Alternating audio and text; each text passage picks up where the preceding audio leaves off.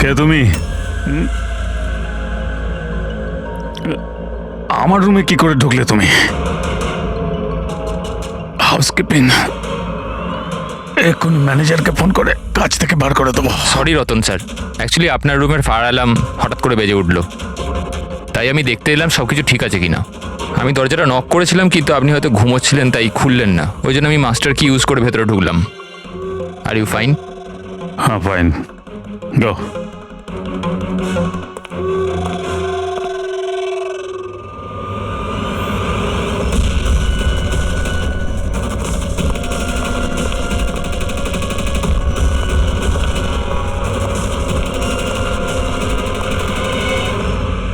শোয়ার পরে ওই মাথায় যন্ত্রণা কেন হচ্ছে?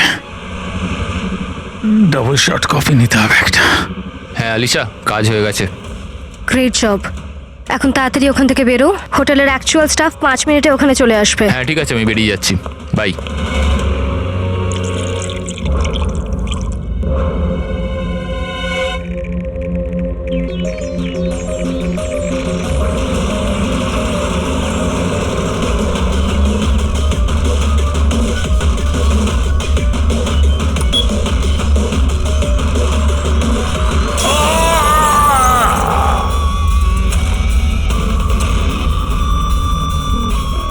রতন স্যার, রতন স্যার, দরজা খুলুন। রতন স্যার, একটা কাজ কর, মাস্টার কি দিয়ে দরজাটা খোল।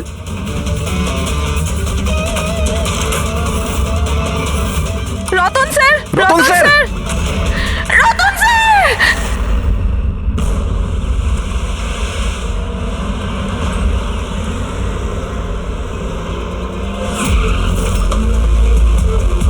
যার খুন হয়েছে তার নাম কি? স্যার রতন বাবু আমাদের রেগুলার কাস্টমার, আর উনি খুব বড় ফিজিসিস্টও ছিলেন। ফিজিসিস্ট? হ্যাঁ স্যার। তার মানে ফিজিক্সে এক্সপার্ট উনি? হ্যাঁ স্যার।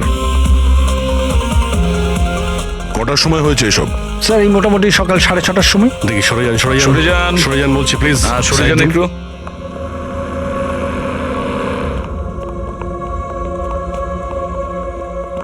মাই গড, মাই গড, এর বুকের মধ্যে তো ডার্ট ঢুকে আছে। যদি ওর মৃত্যু মাইক্রোভেন ব্লাস্ট করে হয় তাহলেই 1, 2, 3, 4, 6 6টা ডাট এর শরীরে এলো কি করে? স্যার মাইক্রোওয়েভ ব্লাস্ট হয়নি, এখানে তো বন্দুক রাখা আছে। আগে থেকে ডাট বন্দুকের সঙ্গে ফিক্স করা ছিল। স্যার মনে হচ্ছে এই রতনকে মারার জন্য ভালো প্ল্যান করা হয়েছিল। কি ম্যানেজার, খবর রাখেন আপনার হোটেলে কি হচ্ছে? আপনার হোটেলের গেস্টকে কেউ মারার চেষ্টা করেছে মাইক্রোওয়েভে এই ডার্ট লাগিয়ে। স্যার আমি নিজেই সারপ্রাইজ যে এসব কি হচ্ছে। এখানে তোমার হোটেলের রুমে একটা মার্ডার হয়েছে, এর জবাবদিহি তো এই হোটেলকেই করতে হবে, আর তোমাকেও। কিন্তু স্যার আমায় এটা বলুন, আমরা আমাদের কাস্টমারদের কেন মারবো? জয়া, জয়া তুমি বলো না স্যারদের। স্যারের চেক ইন করার আগে তুমি রুমটা ভালো করে দেখেছিলে না? হ্যাঁ স্যার। স্যার জিজ্ঞেস করুন নাকি। স্যার কাল রাত 11টার সময় উনি চেকিং করেছিলেন স্যার, আর 10:30টার সময় আমি নিজে চেক করেছিলাম সবকিছু ঠিক আছে কিনা, আর তখন মাইক্রোওভেনের ভেতর কোনো ডার্ট ছিল না স্যার।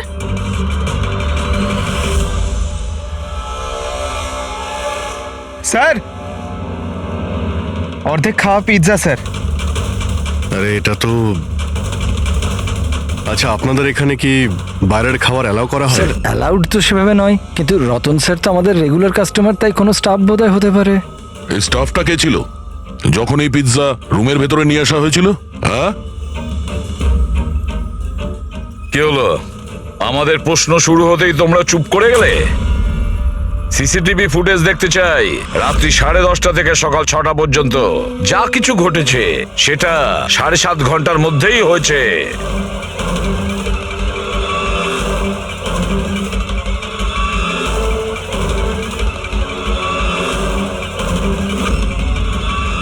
ওই দেখো, 10:30টার সময় রতনবাবুর রুমে গিয়েছে, 11:15 বাইরে এসেছে, 15 মিনিট।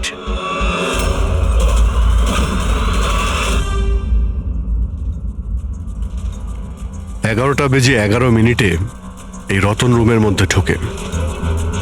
একটু ফরওয়ার্ড করো তো।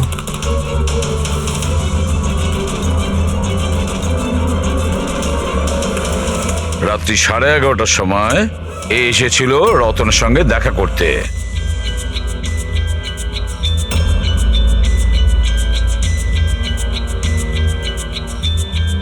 আরে 5 মিনিটের মধ্যেই চলে আসলো। দেখে মনে হচ্ছে খুব রেগেও আছে। ইনি কে? স্যার এ অমিত বাবু, রতন বাবুর ভাই। প্রথমবার এসেছিল হোটেলে। রতন বাবু তো দেখাই করতে চাইছিলেন না এনার সাথে, কিন্তু ইনি তো জোর করে রুমে ঢুকে গেছিলেন।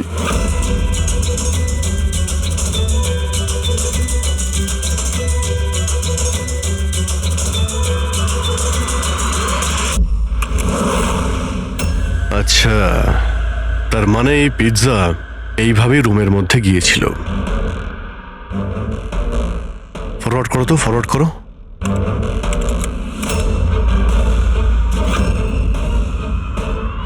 এই বেরোলো, স্টপ। 2টোর সময়, ও 12:30টার সময় ও পিৎজা নিয়ে ঢোকে আর 2টোর সময় বেরিয়ে আসেন। এই মহিলা কে? হ্যাঁ, স্যার এনার নাম সমিতা। ইনি রতন বাবুর খুব কাছের বন্ধু। প্রায় প্রত্যেক উইকেন্ডেই উনি দেখা করতে আসেন।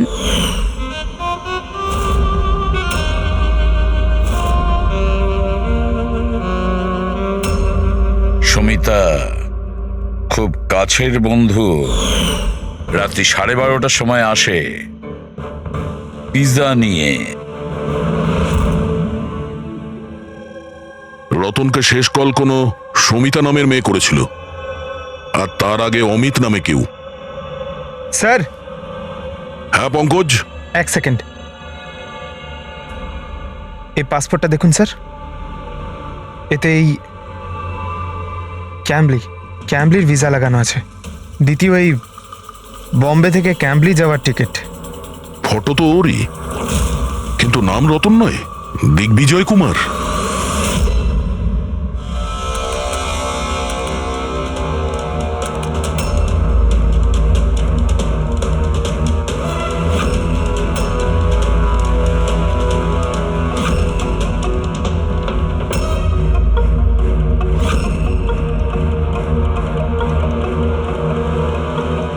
সকাল 6টার সময় হোটেলের স্টাফ মেম্বার রতনের রুমে যায় আর 6:30টায় বাইরে আসে। তার মানে রতনের মৃত্যুর আগে।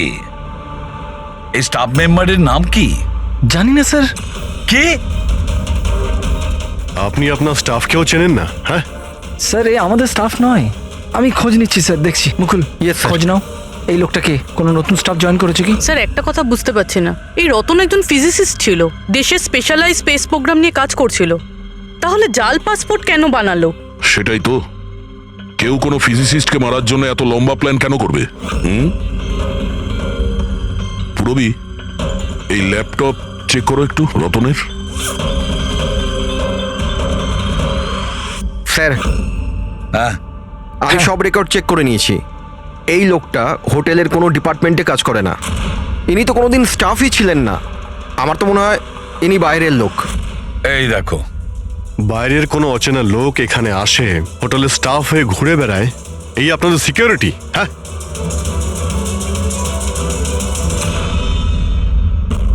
হ্যাঁ পুরবি, কিছু পেলে? হ্যাঁ স্যার, ল্যাপটপ হ্যাক করলাম যখন কিছু সিক্রেট ফাইল পেয়েছি। গুপ্ত ইনফরমেশন রয়েছে দেশের সুরক্ষা সংক্রান্ত। মাই গড, এটা কি? কি হলো? স্যার এই গুপ্ত ইনফরমেশন ও কাউকে বিক্রি করতে চাইছিল। এই দেখুন, এই ডিল রিলেটেড মেল পাঠিয়েছে কাউকে। এই দেখুন, সব আছে।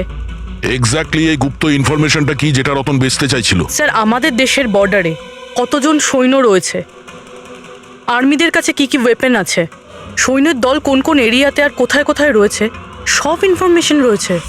যদি এই ইনফরমেশন কোনো ভুল লোকের হাতে পড়ে যায় তাহলে দেশের সুরক্ষার ক্ষতি হতে পারে।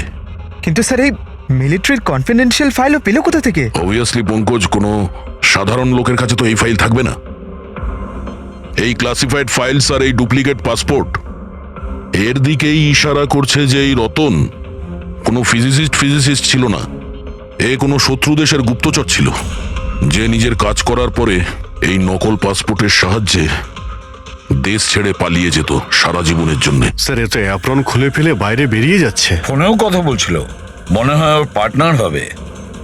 প্যাট্রিক, হোটেলের বাইরে যে কটা সিসিটিভি ক্যামেরা আছে সব কটার ফুটেজ চেক করো।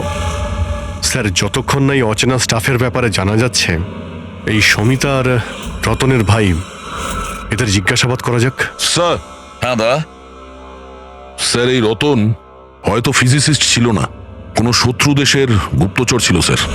গুপ্তচর? হ্যাঁ স্যার, আমি ওর ব্যাগের থেকে এই নকল পাসপোর্ট পেয়েছি, আর ওর ল্যাপটপে এই গুপ্ত ফাইলস আছে স্যার, এই দেখুন। মাই গড, তাহলে খুব তাড়াতাড়ি রতনের বাড়ির লোকের সঙ্গে কথা বলতে হবে, আর ওই সমিতার সঙ্গেও। জানা তো যাবে যে রতন কোনো ফিজিসিস্ট ছিল নাকি কোনো গুপ্তচর। একে তো সবে আমার স্বামী খুন হয়েছে, আর এখন সিআইডির লোকেরা ওর উপর দেশের সাথে বিশ্বাসঘাতকতার অভিযোগ করছে। বৌদি, বৌদি নিজেকে সামলাও। এমনিতেই দাদার মৃত্যুর দুঃখে তোমার শরীর খারাপ। মিস্টার অমিত, আপনাকেও কিছু প্রশ্ন করতে চাই আমরা। আপনারা একসঙ্গে একই বাড়িতে থাকেন, কিন্তু কাল রাতে আপনার দাদার পিছু পিছু হোটেল রুমে কি করতে গিয়েছিলেন? আমি পাঠিয়েছিলাম ওকে ওখানে। তুমি পাঠিয়েছিলে? কি জন্য? কারণ রতন দাদা পুরো প্রপার্টি নিজের নামে করে আমাদের বাড়ি থেকে বের করে দিতে চেয়েছিল। দলিলপত্রেও কিছু গন্ডগোল করেছিলেন উনি, আর নিজের ভাইয়ের ব্যাপারে তো কোনো চিন্তাই ওনার ছিল না। এই যে তুমি কি বলছো দিয়া? বৌদি প্লিজ। এইসব কথাগুলো তো বাড়িতেও হতে পারতো, তোমার হোটেলে যাওয়ার কি দরকার ছিল? স্যার, আমরা ঝগড়াঝাটি করে বাড়ির পরিবেশ খারাপ করতে চাইছিলাম না, আর দাদা এই টপিকটাকে অনেক দিন ধরে অ্যাভয়েড করছিল। এই জন্য আমার মনে হয়েছিল হোটেলে গিয়ে কথা বলেই ঠিক হবে। কিন্তু রুম থেকে তো তুমি খুব তাড়াতাড়ি চলে এসেছিলে, তার মধ্যেই সব কথা হয়ে যায়। স্যার, হোটেলের ঘরেও আমি কথা বলতে পারিনি। দাদা খুব ঘুমের মধ্যে ছিল আর ক্লান্ত ছিল, সেজন্য খিটখিটে হয়ে গেছিল। সেজন্য আমি রাগে ওখান থেকে বেরিয়ে আসি।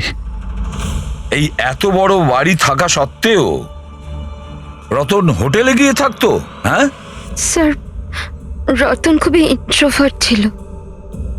ও সবসময় একলাই থাকতে চাইতো, যাতে ওর কাজে ও আরো বেশি করে মন দিতে পারে। বাড়িতে থাকলেও ও প্রায়ই ওর ঘরেই থাকতো। রবি, বাড়িতে ওর যখনই ডিস্টারবেন্স মনে হতো ও তখনই হোটেলে প্রায়ই চলে যেত।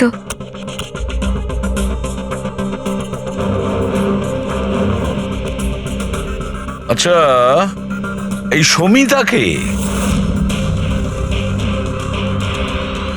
সমিতা? প্লিজ কিছু করুন অফিসার, আমি সকালে মিসিং কমপ্লেন করেছিলাম, এখন সন্ধে হয়ে গেল, আমার স্ত্রীর কোথাও কোনো খোঁজ পাওয়া গেল না। জামাইবাবু প্লিজ রিল্যাক্স, সমিতা দিকে স্যার। পাওয়া যাবে। কি? সমিতা দেবী নিখোঁজ? হ্যাঁ। আপনারা? আমরা সিআইডি থেকে আসছি। ভালো হয়েছে আপনারা এসে গেছেন, এরা তো কিছু করতে পারছে না, এবারে আপনারাই খোঁজ করুন, আমার স্ত্রী কোথায়? আমরা তো খোঁজ করবই, একটা খুন করে পালিয়েছে ও। কি?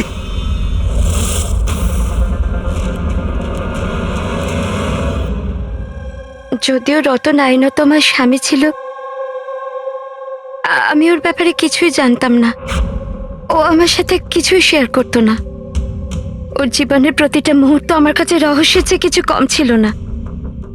এই সমিতাকে আমি কিছুই জানি না, আমি এই নামটাও শুনিনি। এমনকি ও কোথায় থাকে, কি কাজ করে, আমি কিছুই জানি না। এটা ওই হোটেল করিডোরের ফুটেজ। কাল বাড়ি থেকে কোথায় যাবার জন্য বেরিয়েছিল সুমিতা? বাড়ি থেকে অফিস যাবার জন্যই তো বেরিয়েছিল, অফিস থেকে বেরিয়ে কোথায় গিয়েছিল কিছুই জানি না। আচ্ছা, কালকে ডিনারে কি খেয়েছিল Ratan? Plane cheese pizza.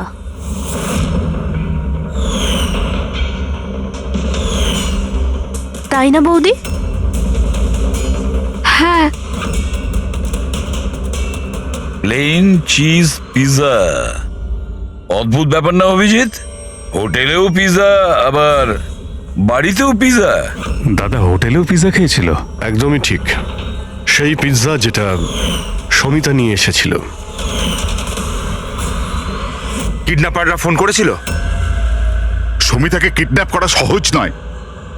IB টিমের লোকও ও সমস্তভাবে ট্রেন্ড যে কোনো বিপদ থেকে রক্ষা করবার জন্য। আইবি, আপনি আপনার দিদির রুমটা একটু দেখাবেন প্লিজ।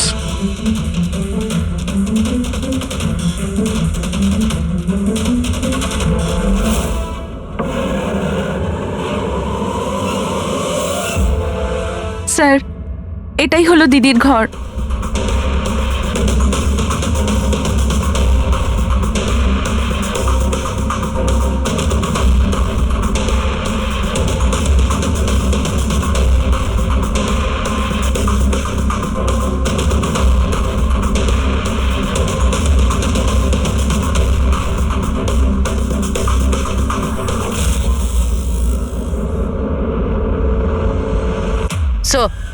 হ্যাঁ স্যার, একবার এদিকে আসবেন।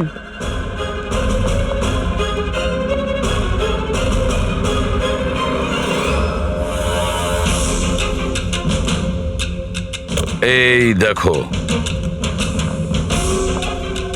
রুমের ভেতরে আবার রুম। স্যার, এদিকে আসুন। এই দেখুন, এই কম্পিউটার হ্যাক হয়েছে স্যার। একটা কাজ করো, পুরো ঘরের তল্লাশি নাও। দাড়ি আর উইগস, ওহো, প্রস্থেটিক্স। অভিজিৎ, দেখছো এসব? হ্যাঁ স্যার। আর এই লকারে ক্লাসিফাইড ফাইলস, মনে হচ্ছে অনেকদিন ধরেই এর তদন্ত চলছিল। শুধু তাই নয় স্যার, কেউ তো আছে যে ওর ওপর নজর রাখছিল, ওর কম্পিউটারের একটা অ্যাক্টিভিটির ওপর নজর রাখছিল। কম্পিউটারটা হ্যাক করা হয়েছে। কে করেছে খোঁজ নাও।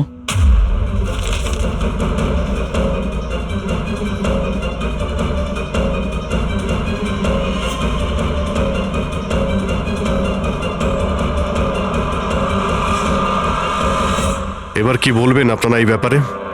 আপনারা রতনের সঙ্গে একই ছাদের নিচেই থাকতেন, আর এই ব্যাপারে আপনারা জানেনই না। স্যার, আমরা কি করে জানবো স্যার? রতনদা তো নিজের ঘরে কাউকে ঢুকতেও দিত না। এমনকি স্যার কাজের লোককেও নয়, পরিষ্কারও স্যার উনি নিজেই করতেন।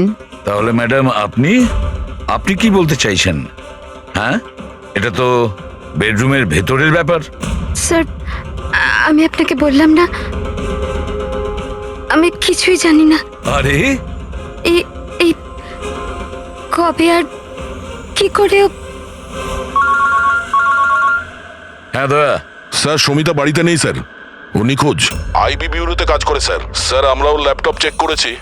পুরবী রতনের ল্যাপটপে যে ইনফরমেশনগুলো পেয়েছিল স্যার, ওই সমস্ত ইনফরমেশন এখানে সমিতার ল্যাপটপেও আছে। এই ইনফরমেশনটা লিক করে দেশ ছেড়ে পালিয়ে যাওয়ার চিন্তা ছিল। তাহলে দয়া, এই সমিতা আইবিতে চাকরি করত, তার মানে দেশের সমস্ত তথ্য ওর কাছে আগে থেকে ছিল, যেগুলো ও রতনকে দিত, আর রতন সেগুলোকে বিক্রি করত, আর দুজনেই এর থেকে রোজগার করত। হ্যাঁ স্যার, কিন্তু এইবার ও ডবল ক্রস করে দিয়েছে রতনকে। ও ওকে প্রাণে মেরে দিয়েছে আর মেরে এখান থেকে পালিয়ে গেছে। এই সমস্ত ইনফরমেশন জোগাড় করো আর ব্যুরোতে নিয়ে এসো।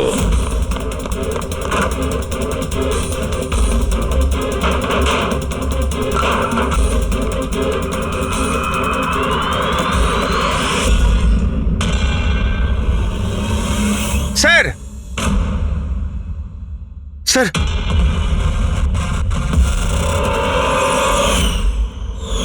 সমিতা? সমিতা! হ্যাঁ দয়া। স্যার, এই বিক্রম আর অঞ্জলি, এদের যে অ্যালাবাইজ আছে ওগুলো আমরা চেক করেছি। যখন খুন হয়েছিল ওই রাতে বিক্রম গ্র্যান্ড রোডে ট্রাফিক জ্যামে ফেসেছিল, আর প্রায় রাত 2টোর সময় বাড়িতে পৌঁছেছে।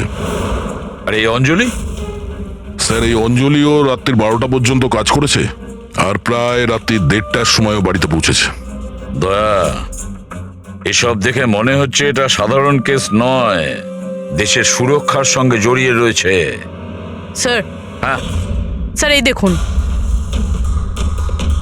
স্যার, ঠিক ব্লাস্টের আগে ওই সকাল 6টা 6:30 নাগাদ এই লাল গাড়িতে একজন মহিলা বেরিয়েছিল। স্যার, হ্যাঁ ওই যে নকল হোটেল স্টাফটা ছিল না, ও তখনই বেরিয়েছে কিন্তু অন্য গেট থেকে। এই দেখুন। ও পুরবি, কটা নাগাদ গাড়ি এসেছিল? 6টা নাগাদ। বেরিয়েছে 6:30, মানে আধ ঘন্টা পরে। আচ্ছা ছবিটা একটু জুম করো তো, দেখি তো একটু। পুরবি, আমাদের ডেটাবেসে কিছু নাম আর ফেস আছে যারা দেশের ক্ষতি করতে পারে। এটা বেইমান আর গুপ্তচরের লিস্ট। এদের ফেসটা স্ক্যান করো আর ওদের সঙ্গে ম্যাচ করে দেখো। আর পঙ্কজ, আরটিও থেকে জানো যে এই গাড়ি কার নামে রেজিস্টার করা আছে। স্যার, হ্যাঁ কেসটা কিন্তু ভীষণ কনফিউজিং। কিছুই মাথায় ঢুকছে না যে আসল ব্যাপারটা কি। ফেডরিক, একটা কথা পরিষ্কার যে দেশের সুরক্ষার সঙ্গে যুক্ত, অর্থাৎ যে এই রতন আর সমিতাকে মেরেছে না, সে কোনো সাধারণ ক্রিমিনাল বা অপরাধী নয়। বিষয়টা অন্যরকম। ওহো, হ্যাঁ দয়া, কি হচ্ছে?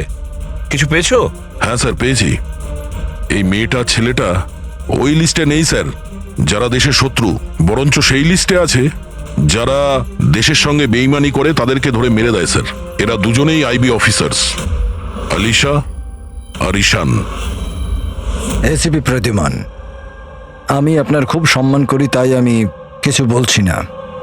যদি এই অভিযোগটাই অন্য কোনো অফিসার করতো তাহলে সে এতক্ষণে খুব পস্তাতো।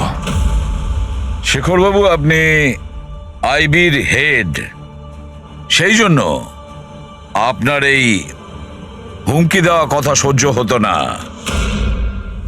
এসিপি স্যার, আমি হুমকি দিচ্ছি না, আপনার অভিযোগের উত্তরগুলো দিচ্ছি।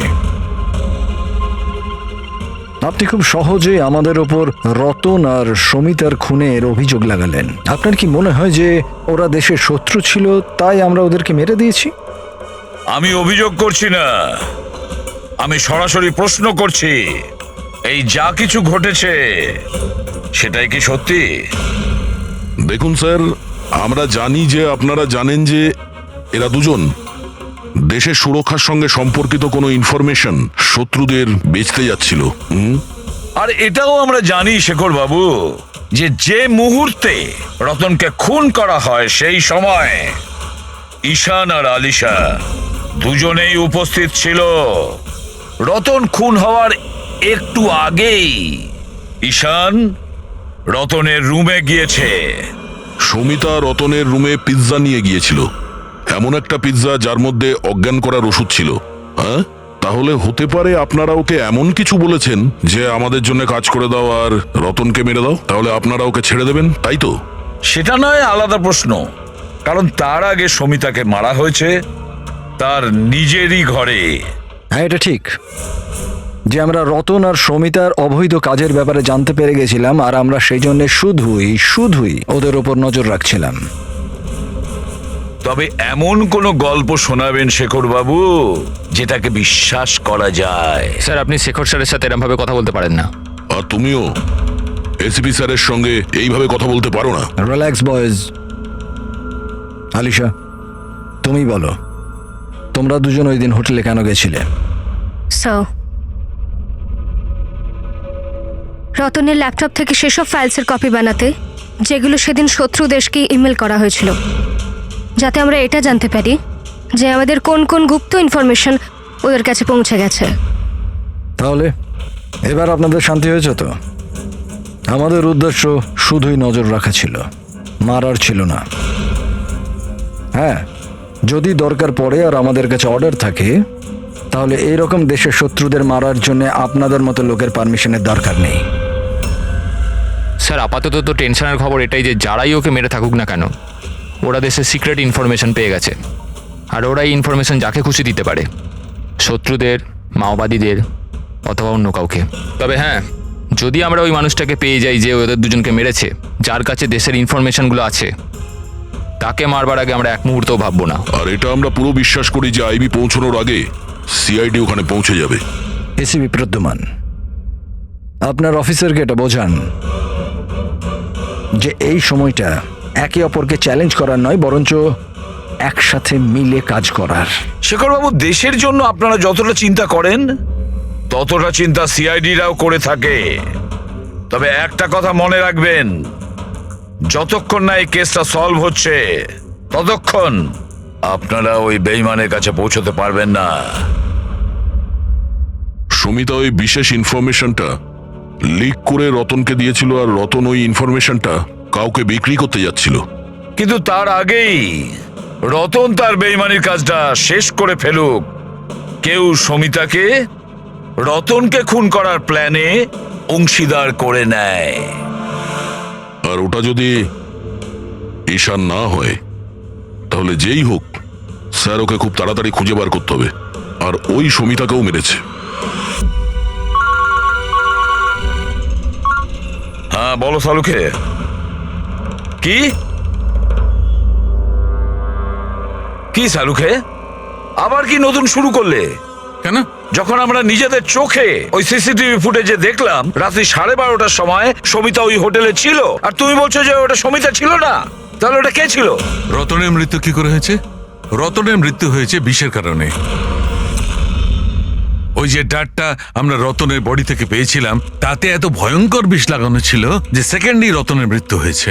আর স্যার পয়েন্ট নাম্বার 2, এই মাইক্রোওয়েভে ডার্ট ফিক্স করার জন্য খুনি অনেক সময় পেয়েছে, কারণ এই ওষুধ মেশানো পিৎজা খাওয়ার জন্য ও একেবারে বেহুশ হয়ে পড়েছিল। বস, যে নেশার ওষুধটা পিৎজা পাওয়া গেছিল সেই নেশার ওষুধটা আমরা রতনের পেটে পেয়েছি। হ্যাঁ, পুরো ইনগ্রেডিয়েন্টসটা আমরা ভালো করে চেক করতে পারিনি, কিন্তু ঠিক আছে সালুকে, আমি সবকিছু মেনে নিলাম। আগে এটা বলো, এই সব কিছুর পেছনে সমিতার ওখানে হোটেলে থাকা না থাকার কি কানেকশন আছে? সেটাই বলছি বস। ও ডায়াবেটিসের পেশেন্ট ছিল, সুগারের পেশেন্ট।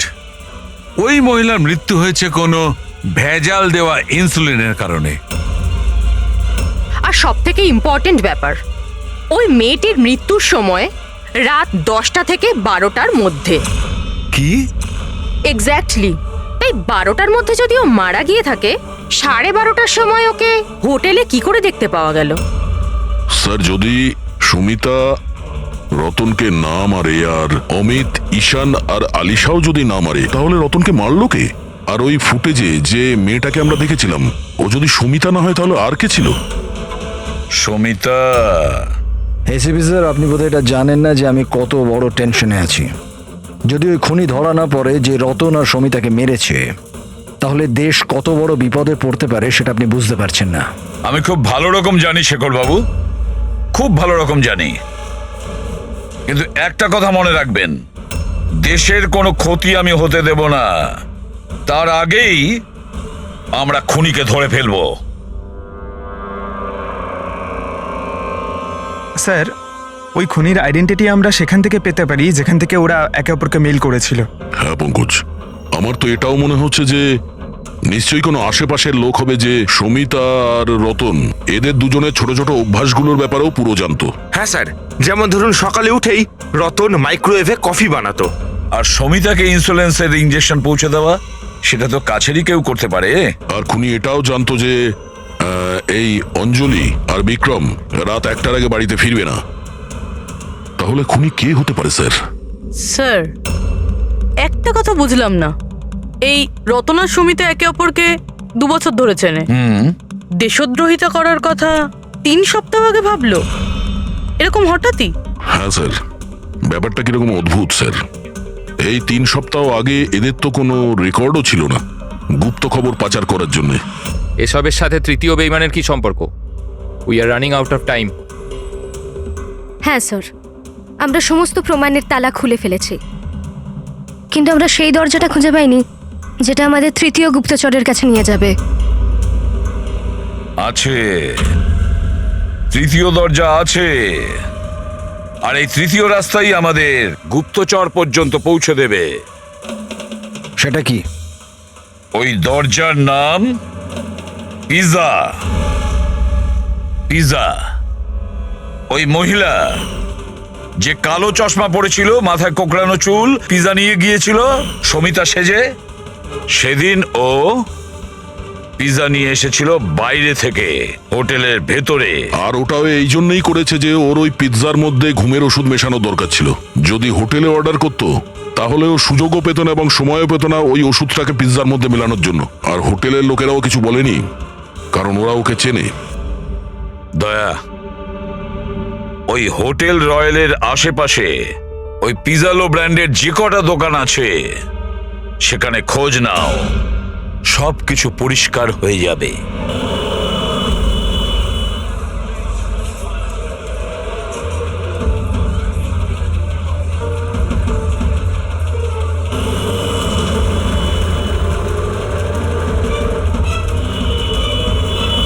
হ্যাঁ স্যার, কাল রাত 12:15টার সময় কেউ তো একজন এসেছিল পিৎজা নিতে, কিন্তু কোনো মেয়ে তো আসেনি, একটা ছেলে এসেছিল।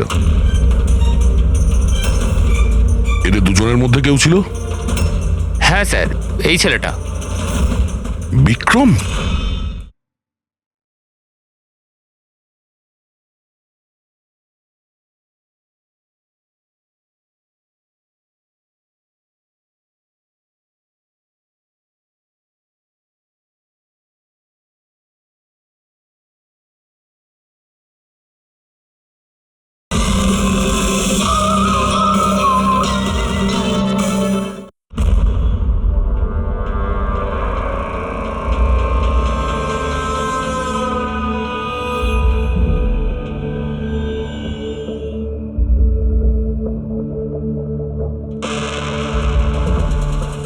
ব্যাপারটা কি?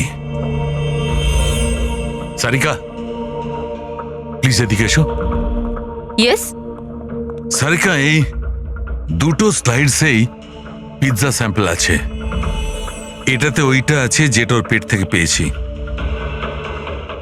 এটা হচ্ছে পিৎজা সেই টুকরোটা যেটা অ্যাকচুয়াল টেবিলে রাখা ছিল। একটু দেখো দুটো। স্যার, এটাই তো অবভিয়াস যে এই পিৎজাটা খেয়েই রতন বেহুশ হয়ে পড়েছিল। এতে দেখার কি আছে? Do you think I am fool? না না, আমি সেটা না বলতে। নাকি কোনো কারণ আছে তাই তো তোমাকে দেখাচ্ছি। প্লিজ দেখো না। Of course sir. Just sit. হ্যাঁ হ্যাঁ স্যার, দেখছি।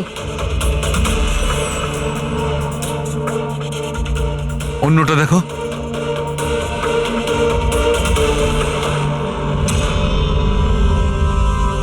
কি? তার মানে এই পিৎজাটা খেয়ে বেহুশ হয়নি? এক্স্যাক্টলি, আমি তোমাকে সেটাই দেখাতে চাইছিলাম। তাহলে কি খেয়েছিল?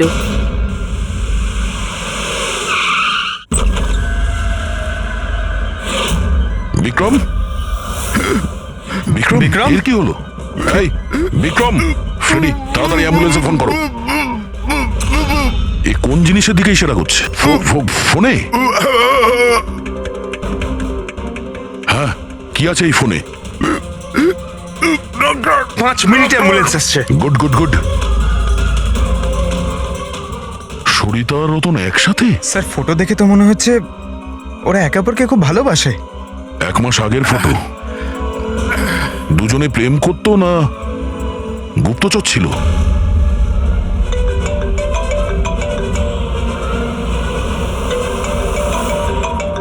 হ্যাঁ ডক্টর সালু। আরে ভাই, এই কেসটা তো একটা নতুন মোড় নিয়ে নিয়েছে। আবার কি হলো?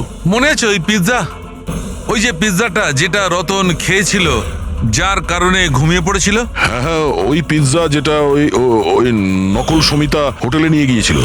আরে ভাই, এইটাই তো খটকা। আসলে রতন ওই পিৎজাটার কারণে অজ্ঞান হয়নি। রতন অজ্ঞান হয়েছে অন্য কোনো জিনিস খাওয়ার ফলে। ও হয়তো হোটেলে আসার আগেই সেটা খেয়েছিল। হোটেলে আসার আগে? অভিজিৎ বলেছিল যে হোটেলে আসার আগে রতন পিৎজাই খেয়েছিল। আচ্ছা, কালকে ডিনারে কি খেয়েছিল রতন? প্লেন চিজ পিৎজা, তাই না বৌদি? হ্যাঁ।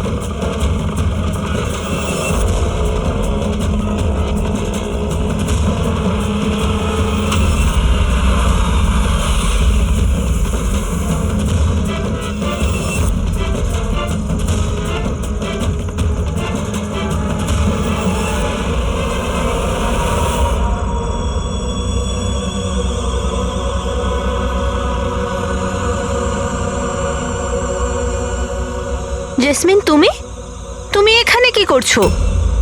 এনারা আমাকে কিছু ইনফরমেশন নিয়ে আসতে বলেন। আমি কিছু জানতামই না ওই ইনফরমেশনের ব্যাপারে। এনারা আমাকে বলেন যদি আমি না আসি তো এনারা আমাকে মেরে দেবেন। এই জন্য আমি এখানে এলাম। তোমরা কারা? আমাদের তিনজনকে এখানে এভাবে ঠকিয়ে আনার মানে? দেশকে যাতে কেউ ঠকাতে না পারে সেই জন্য আমাদের কখনো কখনো আসামিদের ঠকাতে হয়। আইবি উইন। আপনারা তারাই না যারা রতন দাদাকে মেরেছেন? রতনকে কে মেরেছে আর কি মারেনি সেই সত্যটা খুব তাড়াতাড়ি সামনে আসবে। কিন্তু দিয়া, অমিত, আরও একটা সত্যি সামনে আসা বাকি। সেটা কি? সেটা হলো যে তোমাদের দুজনের এটা জানা উচিত যে তোমরা একটা দেশদ্রোহীর সাথে থাকছো, তাই না জাসমিন?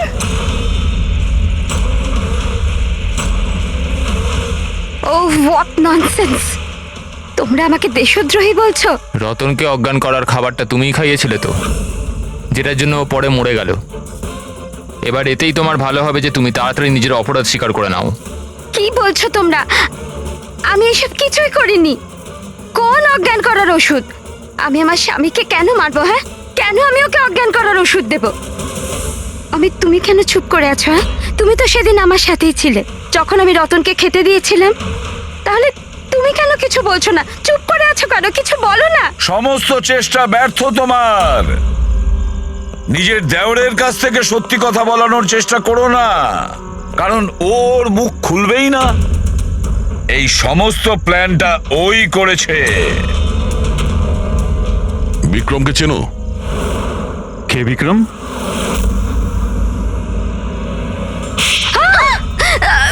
অমিত, আপনারা এদিকে আসুন। সেই বিক্রম যাকে সমিতার রতনের এক্সট্রা ম্যারিটাল অ্যাফেয়ার সম্পর্কে তুমি জানিয়েছিলে আর কিছু ফটোও পাঠিয়েছিলে হ্যালো মেসেঞ্জারে।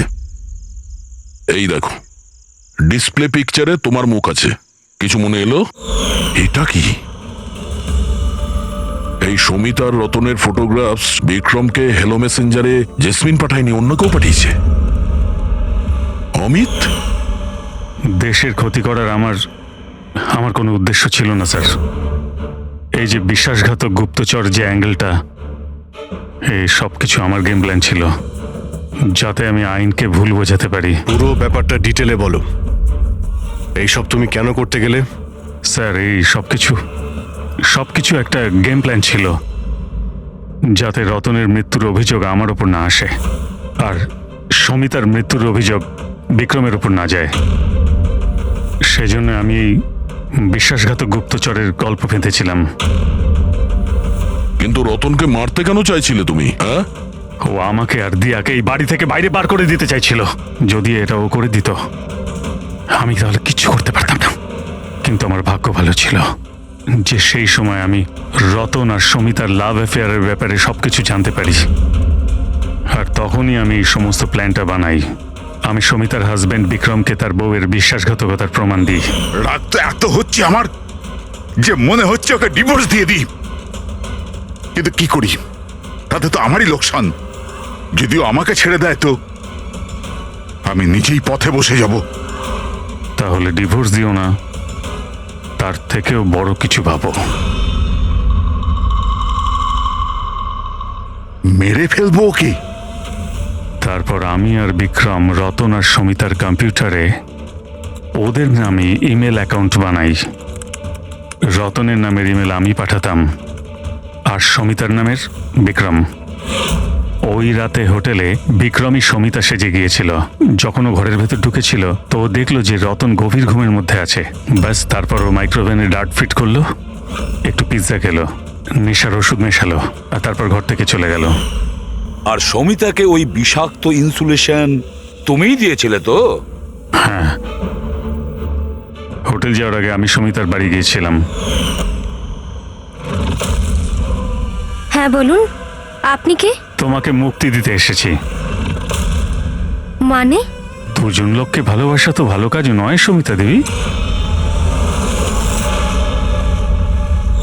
হোটেলের রুমে রতনের সঙ্গে কেন দেখা করতে গিয়েছিলে? কারণ তুমি তো অনেক আগে থেকে এসব প্ল্যান করে রেখেছিলে। ও আমাকে বাড়ি থেকে বার করে দিতে চেয়েছিল ঠিকই, কিন্তু ছিল তো আমারই দাদা। শেষ সাক্ষাৎ তো দরকার ছিলই। আর এই সব কিছুই আমাকে আমার প্ল্যানে সাহায্য করেছে। আমি বিক্রমকে আগে থেকে ইনফর্ম করে দিই যে রতন ঘুমের ঘরে আছে আর কিছুক্ষণের মধ্যে শুয়ে পড়বে। আর তুমি ভাবলে যে সিসিটিভি ফুটেজও অনেক লোক দেখবে, আর তার মধ্যে যদি তোমাকে দেখা যায় কেউ সন্দেহ করবে না। সেজন্যই তো আমি এসব বিশ্বাসঘাতক গুপ্তচরের খেলা খেলেছিলাম, যাতে আপনারা সব এর মধ্যেই মাথা ঘামাতে থাকেন। কিন্তু যখন এই আইবিরা এর সঙ্গে যুক্ত হয়ে গেল, বিক্রম ভয় পেয়ে গেল, আর এই জন্য তুমি ওকে প্যারালাইজ করে দিয়েছে। আর কোনো উপায় ছিল না আমার কাছে। এটা তুমি কি করলে অমিত? টাকার জন্য নিজের ভাইকে তুমি মেরে দিলে। অমিত, সম্পত্তি আর টাকার লোভে তুমি তোমার আপন ভাইকে খুন করে দিয়েছো। আর তাছাড়াও আইনের সাথে আর দেশের সুরক্ষাকেও বুড়ো আঙ্গুল দেখালে তুমি। খুব ঘৃণ্য অপরাধ করেছো তুমি। আইন তোমাকে কঠোরতম শাস্তি দেবে।